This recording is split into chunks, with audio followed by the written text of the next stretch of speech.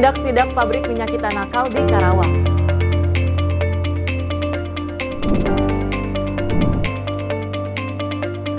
Respon ojol soal bantuan Hari Raya 2025. Ibu rumah tangga jual remaja 13 tahun di Lampung.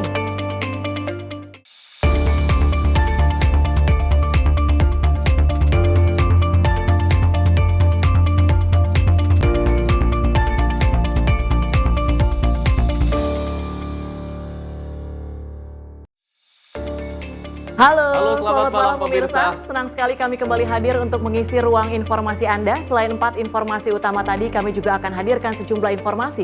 Di antaranya terkait dengan agenda dari Kementerian Kabinet Merah Putih. Termasuk informasi seputar peristiwa yang terjadi pada hari ini dan juga informasi dari dunia olahraga yang nanti akan kami sajikan dalam Menyapa Malam Sport. Bersama saya Arif Rifai. Dan saya Tiara Dianti, inilah Menyapa Malam untuk Anda.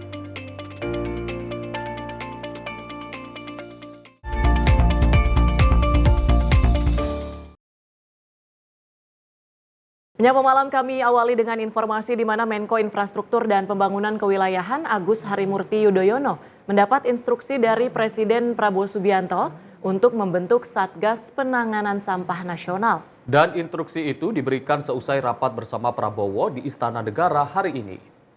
Agus Harimurti Yudhoyono mendapat instruksi dari Presiden Prabowo Subianto untuk membentuk Satgas Penanganan Sampah Nasional. Instruksi itu diberikan seusai rapat bersama Prabowo di Istana Negara pada hari ini. AHY mengungkapkan masalah sampah kini sudah begitu kompleks, sehingga pemerintah tidak boleh diam. Ia mengatakan Prabowo memberikan perhatian khusus terkait masalah sampah. Menurut AHY, rapat ini merupakan langkah strategis pemerintah dalam menangani permasalahan sampah yang makin kompleks. Pembangunan kesadaran dan kepedulian masyarakat dalam menangani persoalan sampah menjadi hal yang penting. Salah satunya dengan meningkatkan pendidikan dan sosialisasi mengenai pengelolaan sampah sejak dini di sekolah.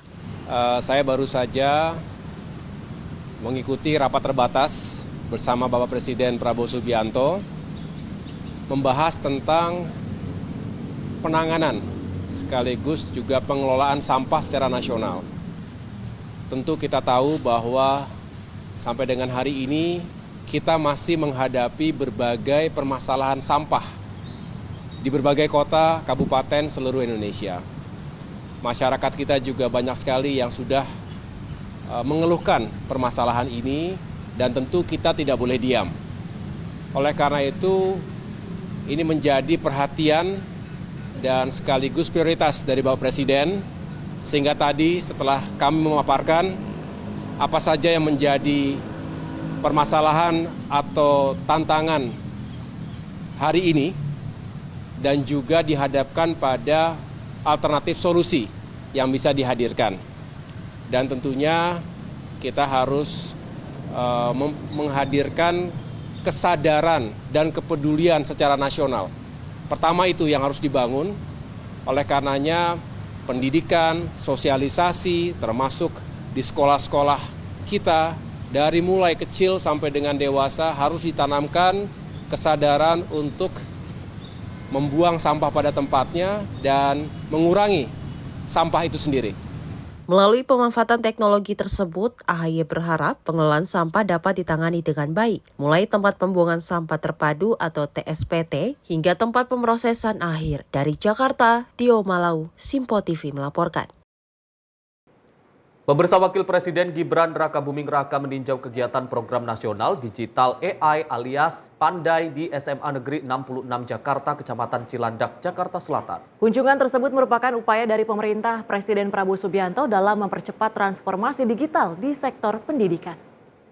Wapres Gibran Rakabuming Raka meninjau kegiatan program nasional digital AI di SMA Negeri 66 Jakarta yang diselenggarakan oleh AICO atau Komunitas Artificial Intelligence terbesar di Indonesia. Sebagai salah satu sekolah yang telah menyediakan fasilitas berbasis AI, Wapres mengingatkan para siswa SMA Negeri 66 Jakarta untuk memanfaatkan teknologi tersebut secara bijak. Tak hanya itu, Gibran juga berpesan agar AI tidak digunakan untuk menyelesaikan masalah secara instan tanpa mengetahui konsep dasarnya secara menyeluruh. Yang nggak mau pakai AI, yang nggak mau beradaptasi, yang nggak mau berkembang itu nanti akan dikalahkan oleh manusia yang memanfaatkan AI. Jadi Saya senang sekali ini, terima kasih Pak Kepala Sekolah sudah memberikan kami kesempatan memfasilitasi tempat ini. Ini sebelumnya ini udah berjalan di sekolah-sekolah lain juga ya. Kita pengen nanti bisa lebih masif lagi, syukur-syukur nanti dari kementerian terkait menjadikan AI ini sebagai ini apa? Mungkin mata pelajaran tambahan atau mata pelajaran pilihan ya. Gibran pun menegaskan bahwa kecerdasan buatan hanya berperan sebagai alat bantu untuk memahami konsep dan membangun pola pikir yang kritis. Dari Jakarta, tim Simpo TV melaporkan. Pemirsa, Wapres Gibran Raka Buming Raka berencana melaksanakan sholat Idul Fitri 1446 Hijriah di Jakarta. Sebelum balik ke Solo, ia akan melakukan sungkem atau halal bihalal dengan Presiden Prabowo Subianto. Yang melakukan kunjungan kerja dalam meninjau program nasional digital AI di SMA Negeri 66 Jakarta Cilandak pada Rabu siang. Dalam keterangannya, Wakil Presiden Gibran Raka Buming Raka menyatakan rencananya untuk melaksanakan sholat Idul Fitri 1446 Hijriah akan dilakukan di Jakarta, dan ia berencana usai melaksanakan sholat dilanjut bersilaturahmi dan halal bihalal dengan Presiden Prabowo Subianto. Setelah bertemu dengan Prabowo, Gibran juga mengungkapkan rencananya untuk pulang ke Solo, Jawa Tengah guna merayakan Idul Fitri bersama keluarga besar. Di Jakarta, yang jelas nanti Lebaran saya harus sungkem ke Pak Presiden dulu, baru pulang kampung. Presiden Prabowo Subianto belum memberikan penjelasan lebih lanjut mengenai kegiatan yang akan dilakukan pada Hari Raya Idul Fitri yang diperkirakan jatuh pada Senin 31 Maret 2025. Pada Idul Fitri tahun sebelumnya, Prabowo menerima sejumlah tokoh elit Partai Gerindra, pejabat negara, dan pejabat pemerintahan di kediamannya di Jalan Kertanegara nomor 4 Jakarta. Tim redaksi Simpo TV melaporkan. Pemirsa, sepekan setelah sempat disegel, Kementerian Lingkungan Hidup telah membongkar 57% bangunan di kawasan wisata Hibis Fantasi di Puncak Bogor, Jawa Barat. Untuk mempercepat proses pembongkaran ini, sejumlah alat berat dan dump truck diterjunkan agar rampung sebelum Hari Raya Idul Fitri. Pembongkaran sejumlah bangunan di kawasan wisata Hibis Fantasi di Kecamatan Cisarua, Kabupaten Bogor yang menyebabkan banjir di Kebut. Sepekan usai dilakukan penyegelan oleh Kementerian Lingkungan Hidup, saat ini sejumlah bangunan di kawasan wisata tersebut sudah mencapai 57% yang telah dibongkar untuk mempercepat proses pembongkaran, di mana personil gabungan dari Satpol PP Jawa Barat, Satpol PP Kabupaten Bogor, serta kepolisian dan TNI dikerahkan. Selain itu, 15 unit alat berat juga digunakan seperti eskavator, bulldozer, dan 10 dump truck. Total terdapat 25 bangunan yang tidak berizin dan 14 bangunan yang memiliki izin dalam kawasan wisata tersebut. Namun karena lokasi bangunan berizin dan tidak berizin bercampur, terpaksa semua bangunan akan dibongkar agar tidak dapat lagi digunakan sebagai tempat wisata. Akan tetapi 13 wahana permainan seperti biang lala dan roller coaster yang akan dibongkar secara mandiri oleh pihak perusahaan PT Jaswita. Itu sudah dicapai pembongkaran itu 57,39% dari 39 bangunan yang ada di dalam kawasan. Yang tidak berizinnya ada 25 bangunan. Targetnya mungkin sama untuk pembongkaran seluruhnya? Ya, pembongkaran ini akan kita selesaikan sampai dengan sekitar tanggal 27 Maret 2025. Tetapi tentu kita akan melakukan percepatan pembangunan, dikatakan sekitar tanggal 24 itu kan pasti ada kebijakan pemerintah yang terkait angkutan alat berat gitu ya, untuk tidak menggunakan jalur mudik. Ini kan jalur mudik. Jadi kita akan coba lakukan percepatan. Sebelumnya, Gubernur Jawa Barat Deddy Mulyadi beserta Menteri Lingkungan Hidup Hanif Faisal dan Menteri Koordinator Bidang Pangan Zulkifli Hasan mendatangi ke lokasi dan menyegel operasional wisata yang dikelola oleh PT Jaswita. Dari Kabupaten Bogor, Jawa Barat, tim kontributor melaporkan. Pemirsa, Presiden Prabowo menerima laporan Wakil Menteri Pertanian Sudaryono mengenai ketahanan pangan dan stabilitas harga pokok dengan pemerintah memastikan produksi beras nasional surplus. Dan pemerintah juga akan optimalkan operasi pasar, potong rantai distribusi, dan juga tindak tegas kecurangan untuk menjaga ketahanan pangan serta harga terjangkau. Presiden Prabowo Subianto menerima laporan Wakil Menteri Pertanian Sudaryono tentang ketahanan pangan dan stabilitas harga pokok di Istana Merdeka Jakarta pada Rabu 12 Maret 2025. Pemerintah menegaskan komitmennya menjaga surplus produksi pertanian di tengah krisis pangan global. Usai pertemuan, Sudaryono mengungkapkan bahwa produksi beras nasional dipastikan surplus sekitar 2,8 hingga 3 juta ton hingga April 2025 dibandingkan tahun sebelumnya. Presiden Prabowo meminta agar tren positif ini terus dipertahankan. Rapat tersebut juga membahas peningkatan produksi jangka panjang dengan target surplus beras 5 hingga 6 juta ton dan percepatan proses pertanian agar petani bisa panen 3 kali setahun. Maka ini minta untuk dipertahankan di tengah negara-negara lain kan lagi susah, lagi ada kesusahan beras, ada Malaysia, kemudian ada Filipina, termasuk Jepang kan juga lagi krisis beras ya. Kan produksi kita itu kan setiap tahun sekitar 30 juta ya, 30 koma ya.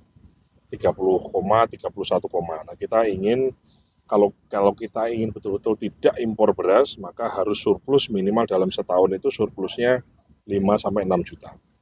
Begitu panen, harus segera dipanen, segera dijual, dan tanahnya segera diolah. Jadi jeda antara panen dengan olah tanahnya itu nggak boleh lama. Selain itu, pertemuan juga membahas peran Koperasi Desa Merah Putih dalam menyalurkan hasil pertanian dan menyediakan kebutuhan petani. Terkait harga beras, pemerintah akan optimalkan operasi pasar dan potong rantai distribusi. Pemerintah juga menindak tegas kecurangan distribusi, termasuk kasus minyak goreng, dengan beberapa perusahaan sudah dilaporkan ke polisi.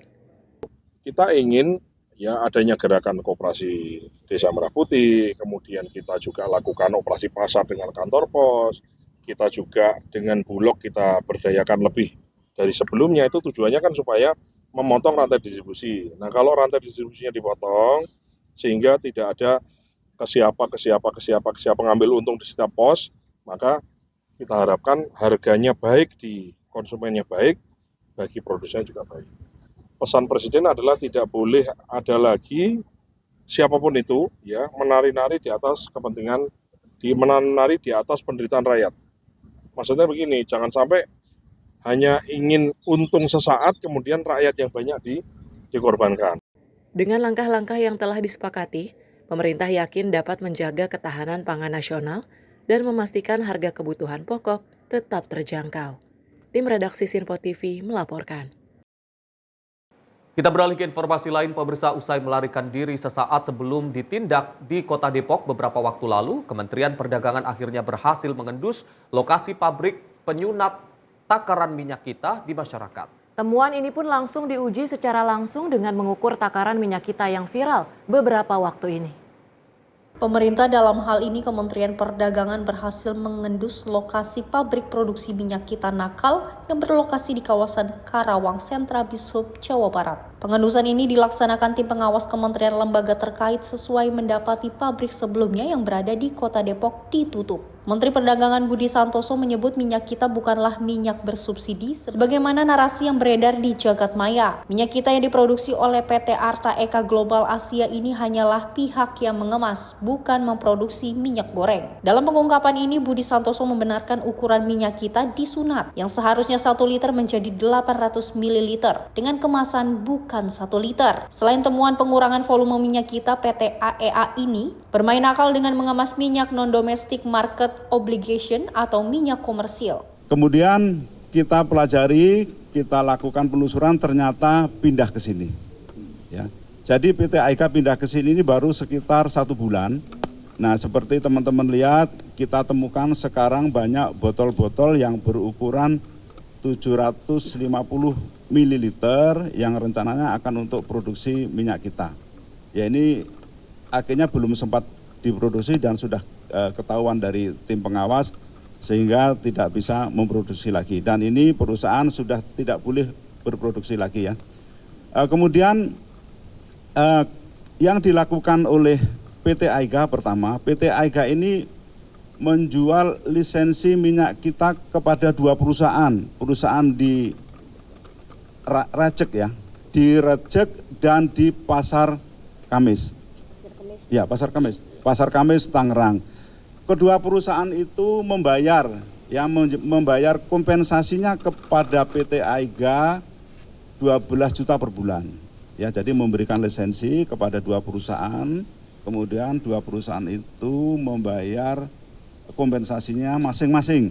Meskipun berhasil diungkap, pemerintah tidak dapat langsung menangkap pelaku, dikarenakan harus melewati serangkaian proses hukum seperti gelar perkara hingga pengumpulan barang bukti. Dari Karawang, Max juru kamera Azizul Hakim, Tim Liputan Sinpo TV.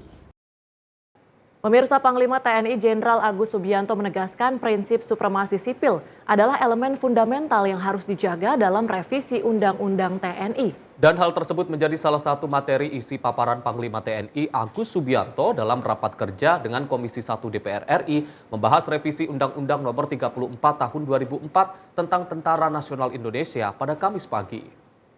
Dalam raker tersebut, Panglima TNI Agus Subianto menyampaikan persetujuan pihaknya atas revisi Undang-Undang TNI yang dinilai sudah tidak relevan dan perlu disesuaikan. Di antaranya perluasan tegas dari 3 matra memperkuat peran intelijen strategis, hingga perubahan beberapa frasa yang perlu disesuaikan karena berkaitan dengan tugas pokok TNI. Di tengah polemik revisi Undang-Undang TNI, nampaknya TNI memahami kekhawatiran publik terhadap ancaman demokrasi bila peran TNI menguat dalam birokrasi sipil. Agus Subianto menegaskan prinsip supremasi sipil adalah elemen fundamental yang harus dijaga dalam revisi Undang-Undang TNI.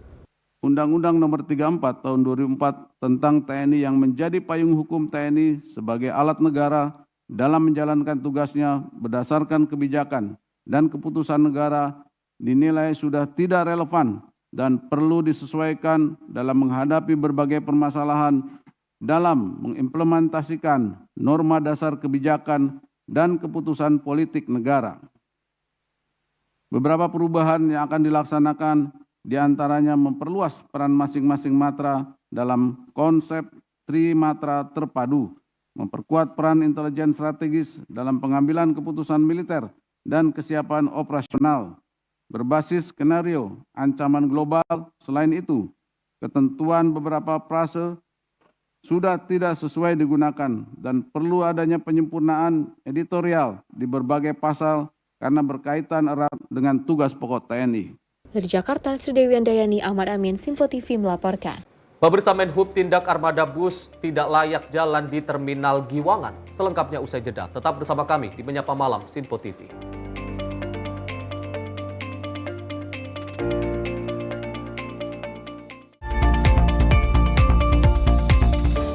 Halo, selamat malam pemirsa. Senang sekali rasanya kami mengisi ruang informasi Anda. Akhiri aktivitas Anda dengan rangkuman perkembangan peristiwa yang terjadi sepanjang hari.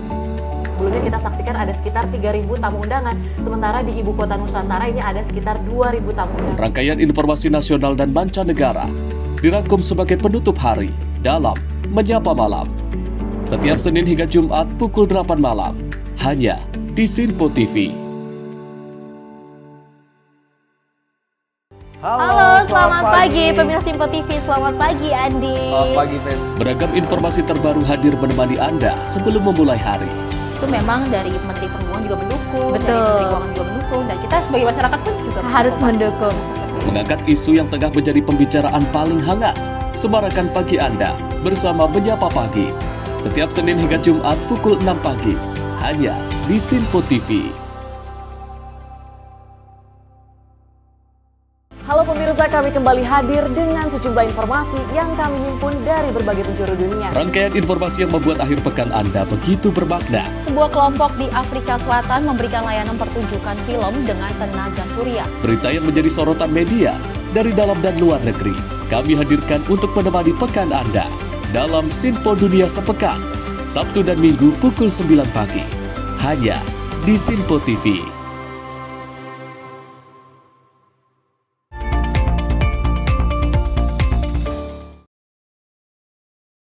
Terima kasih pemirsa, Anda masih menyaksikan Menyapa Malam Sinpo TV. Informasi kami lanjutkan. Menteri Perhubungan Dudi Purwagandi menyambangi Terminal Giwangan Kota Yogyakarta pada Rabu siang, 12 Maret 2025.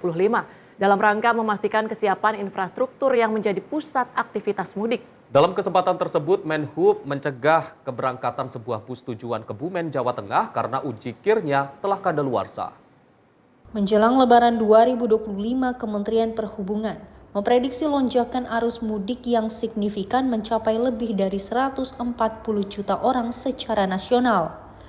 Khusus di daerah istimewa Yogyakarta, Diperkirakan akan terjadi pergerakan sekitar 220.000 kendaraan per hari dipicu oleh berbagai faktor. Dalam rangka memastikan kesiapan infrastruktur, Menteri Perhubungan Dudi Purwagandi melakukan kunjungan ke Terminal Giwangan, Yogyakarta, salah satu terminal utama yang menjadi pusat aktivitas mudik. Dalam inspeksi tersebut, ditemukan 1 unit bus yang dinyatakan tidak memenuhi standar operasional. Setelah melakukan inspeksi operasional dan ramcek terhadap armada bus di Terminal Giwangan pada tanggal 12 Maret 2025, Menteri Perhubungan menyatakan ditemukan 1 unit bus yang tidak memenuhi standar kelayakan operasional. Berdasarkan temuan tersebut, bus tersebut dilarang beroperasi karena ketidaklengkapan administrasi. Langkah ini diambil sebagai komitmen pemerintah untuk memastikan keselamatan dan kenyamanan para pemudik dan masyarakat yang akan merayakan Lebaran 2025. Saya lihat-lihat ini ada pembangunan revitalisasi Terminal Giwangan sudah bagus, tapi mohon dipelihara dengan baik. Sudah lihat operasional dari bis-bis, sekalian saya ngeramcek bis yang dibawa untuk menjamin juga keselamatan dan kenyamanan penumpang dari hal-hal yang tidak diinginkan di jalan. Jelang libur Lebaran, pihaknya akan mengencarkan pemeriksaan kelayakan kendaraan atau ramcek untuk memastikan armada bus aman beroperasi. Pihaknya juga bekerja sama dengan Kementerian Kesehatan untuk memastikan kondisi pengemudi tetap prima sehingga mereka tidak mengalami kelelahan berlebihan. Tim redaksi Simpo TV melaporkan. Pemirsa, seusai diterbitkannya THR kepada pengemudi daring berupa bantuan Hari Raya atau BHR, sebagian ojol ini mengungkapkan proses yang alot dari pihak aplikator terhadap hak mereka yang dinilai akan sulit. Meskipun demikian, para ojol akan mengikuti proses pendampingan yang disediakan Kementerian Ketenagakerjaan, yakni Posko THR. Lalu bagaimana tanggapan para ojol terhadap bantuan Hari Raya 2025? Ya, sudah. Oke. Udah. Oh, sudah Pak, kemarin dari Pak Presiden, dari Pak Prabowo Subianto untuk menyatakan tentang masalah THR bulan untuk THR dari Gojek. Ya, itu sangat baik Pak kalau memang nanti direalisir Pak. Jangan sekedar himbauan aja, dan pihak Gojek saya berharap untuk mengikuti aturan atau arahan yang diberikan pemerintah Pak. Ya, senang. Senang? Ya. Biasa aja. Apa biasa aja? Yang dari dulu begitu, aplikator dari dulu begitu. Kalau pemerintah oke, ngasih kebijakan begitu, tapi kan yang netapin kan aplikator. Kenapa itu? Dari dulu aplikator kan selalu ngebangkang sama pemerintah. Ya senang sih kalau memang terwujud. Tapi nggak tahu juga, itu mah tergantung aplikator ya kan. Nanti bagaimana? Om bakal ngelapor juga? Ya lihat nantilah. Ya bagus itu. Bagus. Ya. Ngelapor doang. Ya, saya sih tergantung. Mungkin kalau teman-teman pada mau bergerak, ya saya bergerak. Iya. Jadi ya nggak mungkin kan kalau sendirian doang nggak mungkin. Sementara kan driver juga puluhan ribu. Saya sih ininya cepat-cepat cair ya Pak sebelum Lebaran. Karena kan untuk Lebaran kurang seminggu kan banyak orang yang sudah mudik Pak ke kampung. Pemirsa, kita beralih ke informasi selanjutnya. Gubernur Banten Andra Soni melakukan peninjauan harga dan ketersediaan barang kebutuhan pokok di Pasar Induk Rau, Kota Serang pada Rabu 12 Maret 2025. Gubernur Banten Andra Soni tegaskan dirinya bersama Forum Koordinasi Pimpinan Daerah Provinsi Banten akan terus bekerja melayani masyarakat. Selain itu, Andra Soni akan memastikan masyarakat mendapatkan harga barang kebutuhan pokok yang sesuai. Dari Pasar Induk Rau, rombongan meninjau pengemasan minyak goreng Minyak Kita PT Multimas Nabati Asahan di kawasan industri terpadu Wilmar, Kecamatan Kramat Watu, Kabupaten Serang. Andra Soni menuturkan harga sejumlah bahan pokok pada bulan Ramadan tahun ini mengalami penurunan dibandingkan dengan Ramadan pada tahun sebelumnya. Lebih lanjut, Andra Soni mengungkapkan pihaknya bersama aparat penegak hukum di wilayah Provinsi Banten telah berkomitmen akan memberikan tindakan bagi yang melakukan penimbunan bahan pokok serta lainnya yang dapat merugikan masyarakat. Setelah meninjau Pasar Induk Rau, Andra Soni bersama Kapolda Banten juga mengunjungi gudang Bulog Umbul Tengah untuk memastikan ketersediaan beras dan minyak kita. Tim redaksi Simpo TV melaporkan. Sementara itu, Gubernur Jawa Timur Khofifah Indar Parawangsa sukses memimpin gelaran misi dagang dan investasi perdana antar Provinsi Jawa Timur dengan Maluku Utara di Hotel Sahid Bella, Kota Ternate, Maluku Utara pada Rabu 12 Maret 2025. Pelaksanaan misi dagang Provinsi Jawa Timur ini merupakan upaya fasilitasi untuk mempertemukan para pelaku usaha dari Jawa Timur dan Provinsi Maluku. Kegiatan misi dagang dan investasi antara Jatim dan Maluku Utara yang melibatkan pembeli dan penjual dari kedua provinsi mencatatkan total transaksi final senilai 568,042 miliar. Misi dagang di Maluku Utara dihadiri 155 pelaku usaha dari kedua provinsi, yang terdiri dari 55 pelaku usaha Provinsi Jawa Timur dan 100 pelaku usaha Provinsi Maluku Utara. Beberapa komoditi dari Jawa Timur yang ditransaksikan berupa produk hasil pertanian perkebunan, peternakan, perikanan, dan aneka IKM atau UMKM. Sedangkan komoditi dari Maluku Utara yang ditransaksikan yakni produk hasil pertanian, peternakan, perkebunan, perikanan, dan aneka IKM atau UMKM. Khofifah mengatakan selama ini Maluku Utara menyuplai beberapa komoditas utama, antara lain buah-buahan, ikan beku, rempah-rempah, tanaman obat, kendaraan air, kerajinan besi, udang, rumput laut, dan kakao ke Jatim. Misi dagang ke Maluku Utara adalah misi dagang pertama, bunker kami pertama setelah dilantik 20 Februari yang lalu. Upaya strategi pemerintah Provinsi Jawa Timur memperluas pasar, Khofifah mengatakan optimalisasi muatan berangkat dan muatan balik untuk memperlancar distribusi barang kebutuhan pokok, barang penting, dan barang lainnya. Diperlukan suatu kegiatan atau upaya, yakni kegiatan kerjasama mewujudkan integrasi pasar dalam negeri, sehingga meningkatkan perdagangan antar pulau. Lebih lanjut, nilai perdagangan kedua provinsi bisa ditingkatkan karena masih banyak potensi di beberapa sektor yang bisa dipelajari, kemudian dipraktekkan Provinsi Maluku Utara di Jawa Timur. Tim redaksi Simpo TV melaporkan. Menteri ATR BPN Nusron Wahid menyerahkan 42 sertifikat tanah untuk Pusat Latihan Tempur Komando Pembina Doktrin, Pendidikan, dan Latihan TNI Angkatan Darat di Kabupaten Ogan Komering, Ulu Timur, Sumatera Selatan. Dan pemberian sertifikat tanah ini merupakan terluas di Asia dengan mencapai 39.000 hektar lebih.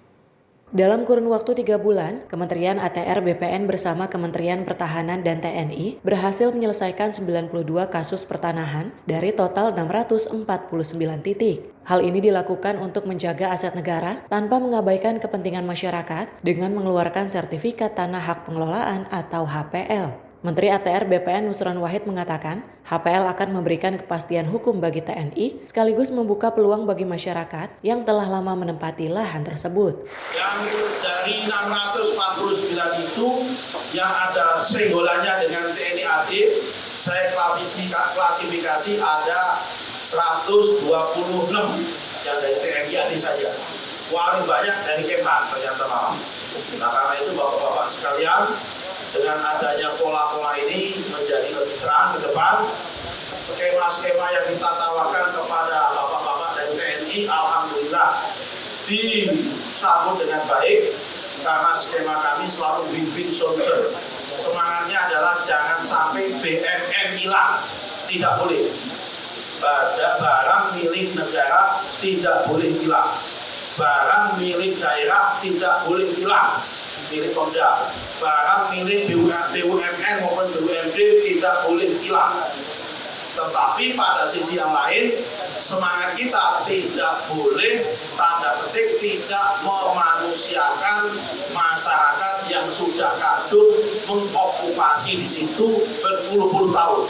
Di atas tanah HPL yang telah diserahkan kepada TNI AD ini, masyarakat dapat diberikan hak guna usaha dengan persetujuan dari pemegang HPL. Dari Oku Timur, Sumatera Selatan, Fahrizal, Simpo TV melaporkan.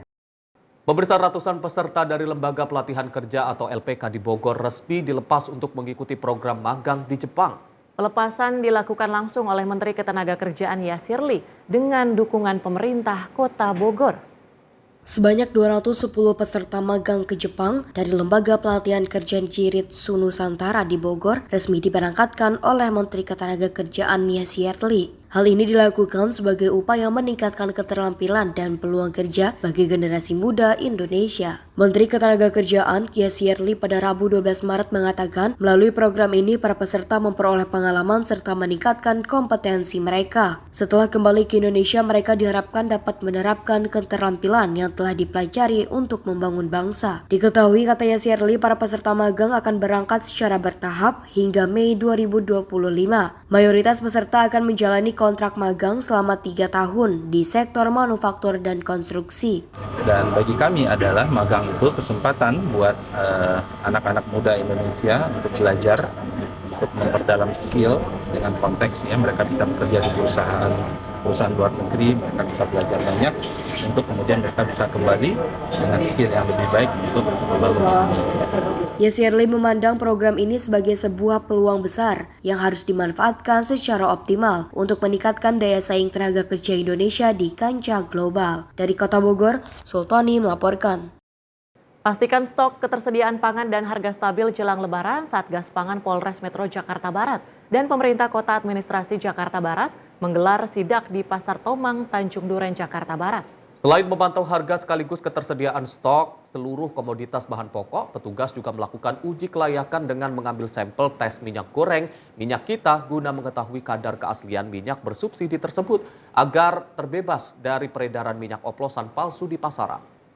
Petugas gabungan Satgas Pangan Polres Metro Jakarta Barat bersama pemerintah Kota Administrasi Jakarta Barat melalui suku dinas terkait menggelar inspeksi mendadak di sejumlah pasar tradisional. Salah satunya di Pasar Tomang, Tanjung Duren, Grogol, Petamburan, Jakarta Barat. Dalam sidak kali ini, petugas memantau langsung ketersediaan berbagai komoditas bahan pokok seperti beras, daging, telur, dan produk hortikultura sayur mayur, bawang, cabai, dan lain-lainnya. Sidak ini dilakukan untuk memastikan kebutuhan pangan yang dikonsumsi masyarakat di bulan puasa, terlebih menjelang Hari Raya Idul Fitri ini stoknya tercukupi. Sementara itu, petugas juga melakukan pemantauan harga sembako di pasaran, di mana hal ini dilakukan guna memastikan stabilitas harga pangan yang dijual di pasaran mengikuti harga eceran tertinggi, tidak melebihi ambang batas harga yang ditetapkan pemerintah, serta memastikan tidak adanya oknum-oknum yang melakukan penimbunan bahan pangan. Di kesempatan yang sama, petugas juga melakukan uji kelayakan dengan mengambil sampel tes minyak goreng minyak kita guna mengetahui kadar keaslian minyak bersubsidi tersebut agar terbebas dari peredaran minyak oplosan palsu yang diperjualbelikan di pasaran.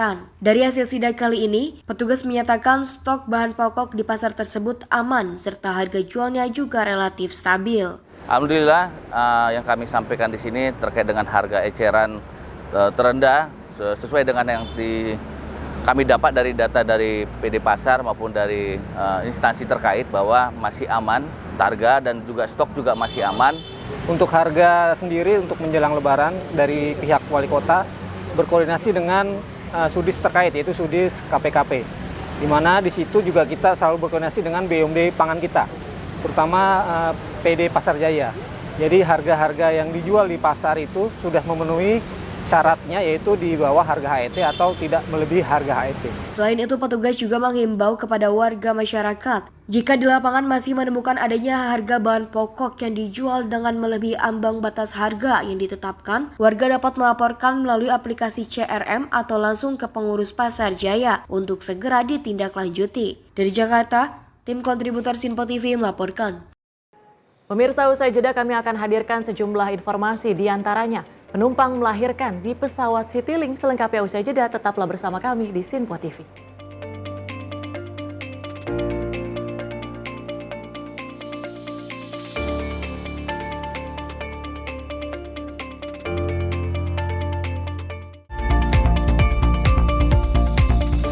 Kami hadir dengan rangkaian informasi dari berbagai penjuru dunia. Topik dan isu yang tengah menjadi sorotan mancanegara dikemas dengan lengkap untuk Anda.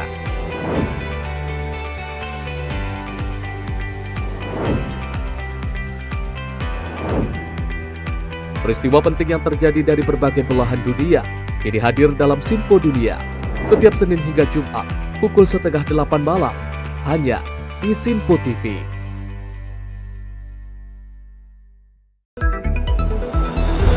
Jadilah yang pertama Mengetahui perkembangan terkini seputar informasi dari lembaga parlemen. Punya data nasional, tidak ada satupun backup berarti kan? Tiba-tiba ada putusan yang nggak masuk akal dan seperti ini gitu. Kita biarkan rekomendasi kepada KPK, periksa! Kami hadirkan informasi paling akurat untuk mengawal setiap informasi dalam rapat komisi dan paripurna. Tentunya bersama saya Andi Rezaldi yang telah kami rangkum dalam program Sinpo Parlemen. Saya Arif Rifan. Saksikan Sinpo Parlemen setiap Sabtu pukul 6 pagi hanya di Sinpo TV. Pemirsa Sinpo TV kembali hadir menemani Anda dengan berbagai informasi yang telah kami rangkum dalam sepekan. Sajian lengkap informasi sepekan kami hadirkan untuk Anda. Badan Legislasi DPR menemui masa unjuk rasa di depan gedung DPR RI Senayan, Jakarta. Menemani akhir pekan Anda bersama keluarga dengan rangkuman berita menyeluruh dalam Sinpo Sepekan setiap minggu pukul 6 pagi hanya di Sinpo TV.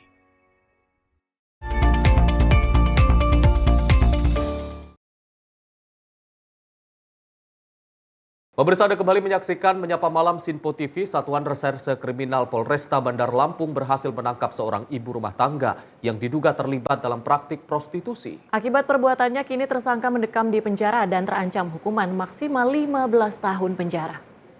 Tarifnya 200. Terus sampai sono ditawar lagi.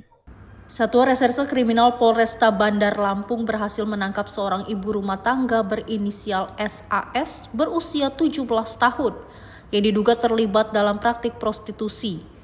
Pelaku diduga menawarkan seorang korban berinisial WK, 13 tahun kepada pria hidung belang dengan iming-iming uang sebesar 150.000 untuk sekali berkencan.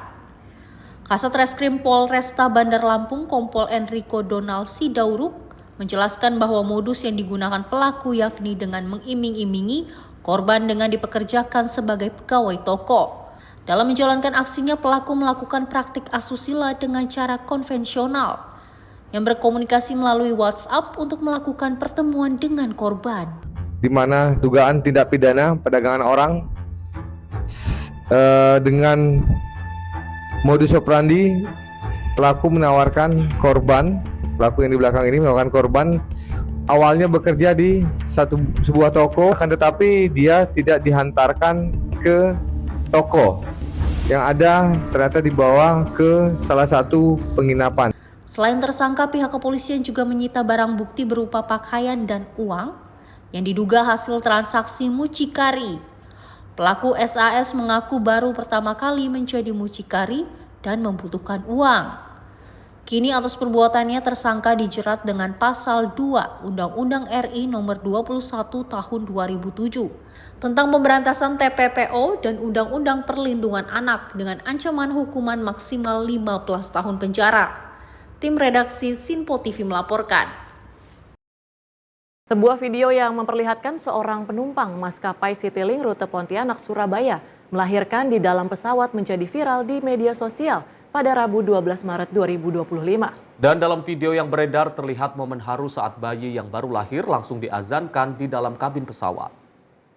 Meski situasi darurat, proses persalinan di dalam pesawat tersebut berlangsung lancar. Hingga saat ini belum ada keterangan resmi dari pihak Citylink terkait kejadian tersebut. Peristiwa langka ini menuai beragam respon dari warganet. Dalam penerbangan itu terdapat penumpang berprofesi sebagai bidan yang ikut serta membantu proses persalinan penumpang tersebut dengan koordinasi secara erat bersama kru yang bertugas guna menyiapkan seluruh keperluan dalam kondisi darurat. Banyak yang terharu dan kagum dengan ketenangan awak kabin dan penumpang lain yang ikut membantu proses kelahiran di tengah penerbangan. Namun tak sedikit pula yang menanyakan perihal protokol ibu hamil yang boleh naik pesawat. Saat ini penumpang dan bayi dalam kondisi selamat dan telah berada di rumah sakit terdekat untuk mendapatkan penanganan medis secara intensif pasca melahirkan dengan koordinasi erat yang dilakukan bersama Balai Besar Kekarantinaan Kesehatan. Tim redaksi Sinpo TV melaporkan. Kita beralih ke informasi lain. Pemirsa, Menteri Koordinator Bidang Pangan Zulkifli Hasan bersama Menteri Lingkungan Hidup Hanif Faisal Nurofik melakukan pemasangan papan peringatan pengawasan perlindungan dan pengelolaan lingkungan hidup pada PT Bobobox Asset Management di Bogor, Jawa Barat. Hal ini dilakukan karena PT Bobobox Asset Management telah melanggar izin tata ruang yang dapat memicu banjir dan longsor. Menteri Koordinator Bidang Pangan Zulkifli Hasan bersama Menteri Lingkungan Hidup Hanif Faisal Nurrafiq melakukan pemasangan papan peringatan pengawasan perlindungan dan pengelolaan lingkungan hidup atau PPLH pada 3 lokasi di Sentul, Ciawi, Bogor, Jawa Barat. Kerusakan lingkungan akibat alih fungsi lahan dan pembangunan tidak sesuai regulasi mengancam keseimbangan alam, memicu banjir, longsor, dan kekeringan. 3 lokasi yang ditindak antara lain Gunung Gelis Country Club karena tumpukan sampah dan tidak memiliki izin TPS limbah B3. Sumarekon Bogor akibat tidak adanya sedimen trap dan biopori yang menyebabkan sedimentasi sungai.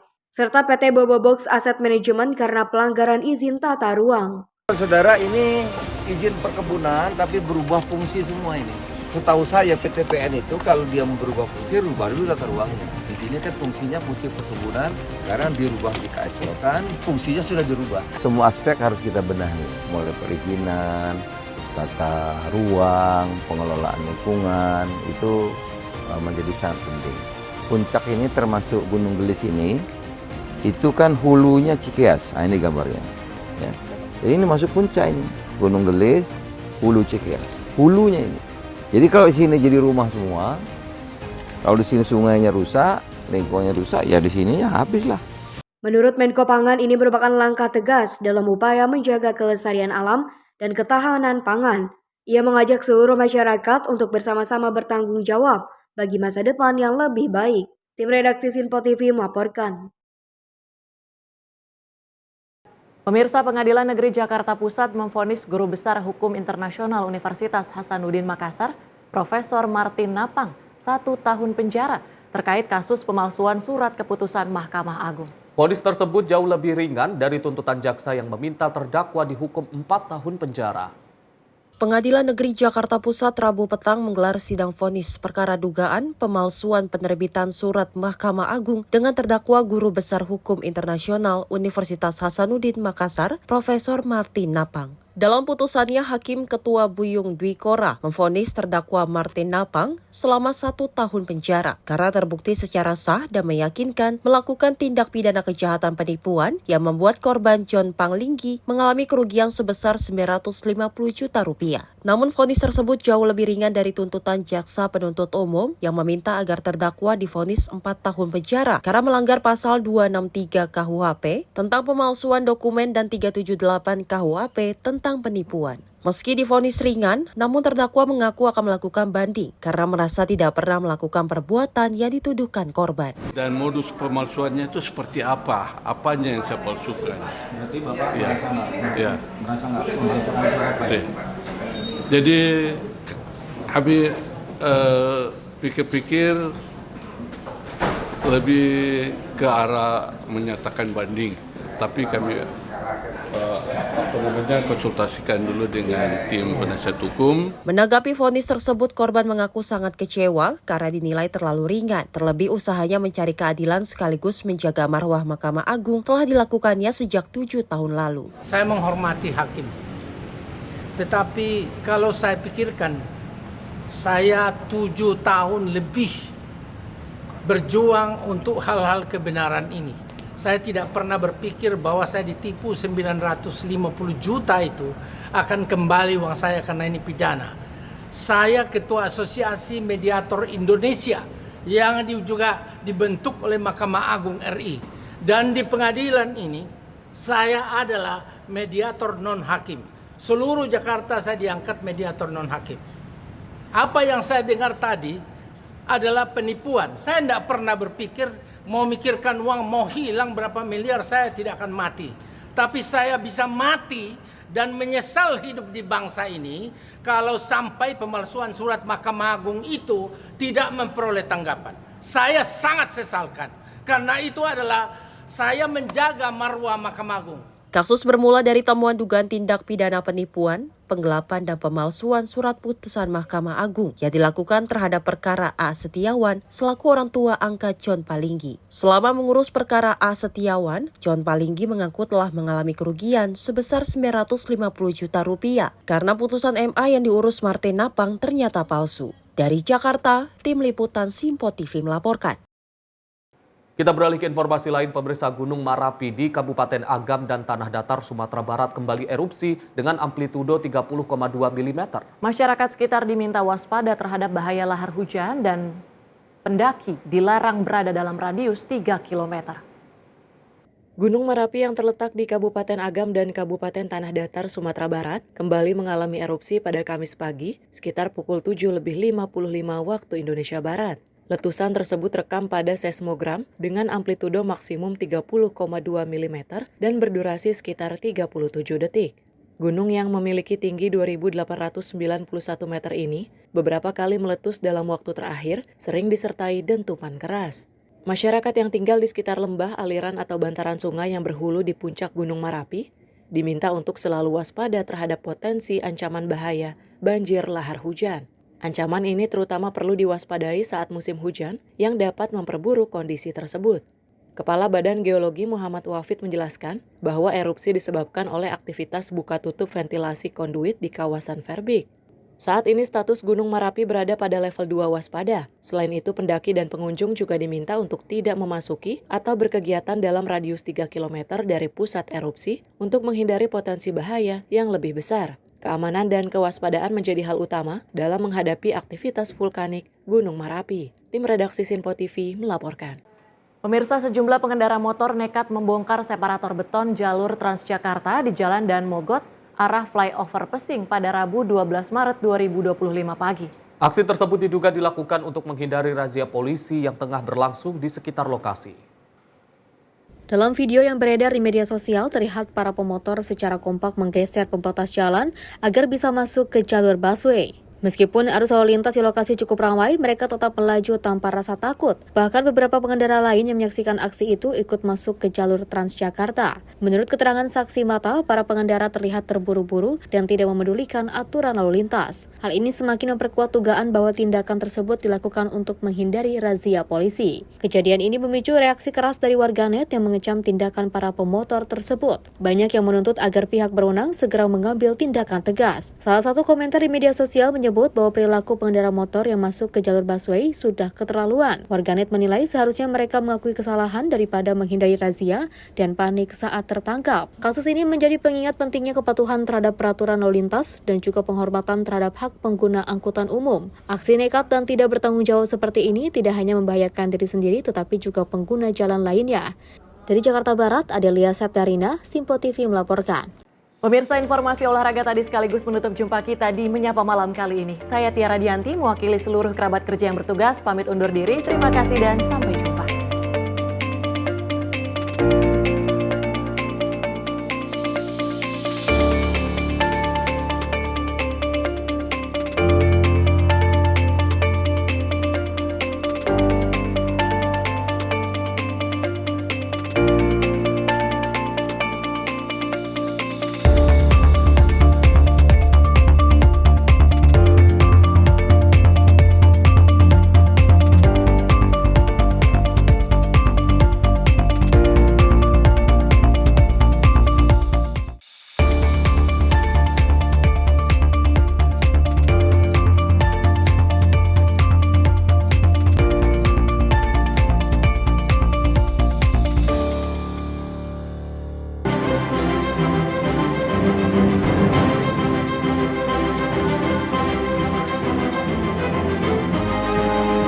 Sinpo TV, News, Sport, Entertainment.